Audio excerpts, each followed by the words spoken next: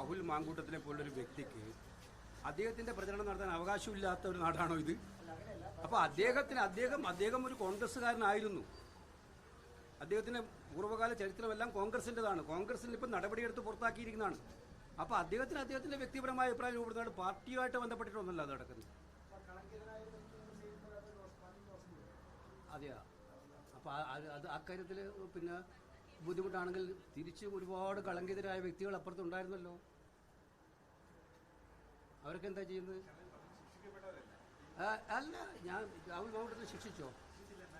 അപ്പം ഞാൻ പറഞ്ഞല്ലോ, രാഹുൽ മാവട്ടത്തിലെ പാർട്ടിയിൽ നിന്ന് പുറത്താക്കിയില്ലേ? നിങ്ങൾക്ക് വേറെ വിഷയമൊന്നുമില്ല. ഇന്ന്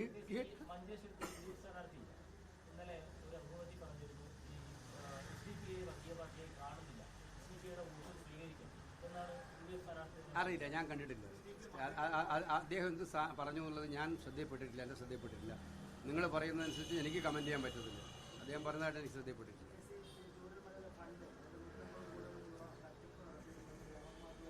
ഇതും കൈരളി ഉണ്ടാക്കിയാണ്. ഇവിടെ ലോക രക്തസാക്ഷി ഫണ്ട് തട്ടിച്ചതിൻ്റെ പേരിൽ സ്വന്തം പാർട്ടിയിൽ നിന്ന് ചോദ്യം വന്ന് ആകപ്പാടെ താറുമാറായിട്ടുള്ളൊരു പാർട്ടി രക്ഷപ്പെടാൻ വേണ്ടി വഴിയെ പോകുന്നവനെല്ലാം കള്ളന്ന് വിളിക്കുന്ന ഒരു ഏർപ്പാടുണ്ടല്ലോ. ഞങ്ങളെ ഫണ്ട് ഞങ്ങൾ പുറത്തിറക്കാന്ന് പറഞ്ഞിട്ടുണ്ടല്ലോ. വെയിറ്റ്, ഞങ്ങൾക്ക് കിട്ടിയ ധനലക്ഷ്മി ഫണ്ടിൽ അക്കൗണ്ടിലുണ്ട്. എത്ര ഫണ്ട് കിട്ടി ഇതൊക്കെ കണക്കില്ലേ? അത് KPCC പറയും. ഞങ്ങൾ ഒളിച്ചോടുന്ന മുതലല്ലേ. അതിപ്പോൾ ഇത്ര പ്രാവശ്യം ഞാൻ പറഞ്ഞു, ഇന്നലെയും പറഞ്ഞത്. നിങ്ങളോട് രാവിലെ പറയും, ഷാജി എനിക്കറിയാം ഇന്നിന്ന ചോദ്യം ചോദിക്കണം. KC വേണുപോലെ വരുമ്പോൾ ഇന്നിന്ന ചോദ്യം ചോദിച്ചിരിക്കണം. ഇതൊക്കെ പറഞ്ഞിട്ട് അയക്കുമ്പം അവരോട് പറയണം, ഞങ്ങളും ഇതൊക്കെ മനസ്സിലാക്കുന്നവരാണ്. പക്ഷെ ഒരു കാര്യമുണ്ട്, വ്യത്യാസമുണ്ട്. നിങ്ങൾ എത്ര ചോദ്യം ചോദിച്ചാലും ഞാൻ കൂളായിട്ടേ പറയുള്ളൂ. ദേഷ്യപ്പെട്ടിട്ട് പോടാ പുറത്തൊന്നും പറയില്ല. മനസ്സിലായില്ലേ? പിന്നെ ചോദ്യം ചോദിച്ചാൽ ഒരു പാവപ്പെട്ട കൊല്ലത്തെ നമുക്ക് റിപ്പോർട്ടർ ചാനലിനകത്ത് തോന്നുന്നു, റിപ്പോർട്ടർ ചാനലിൽ മാധ്യമപ്രവർത്തകരോട് ചോദിച്ചിട്ട് അവനെ സൈബർ ഇടത്തിൽ കൊല വിളിച്ച് പിന്നെ ശാരീരികമായ ഭീഷണിയാണ്. ഞങ്ങൾ ഭാഗത്ത് അതൊന്നും ഉണ്ടാവില്ല, ഒറ്റ പ്രശ്നം ഉണ്ടാവില്ല. നിനക്ക് ഷാജിക്ക് എത്ര ചോദ്യം ചോദിച്ചാലും കൂളായിട്ട് പോവാം. പിന്നെ വേറെ ഒന്നും കൊണ്ട.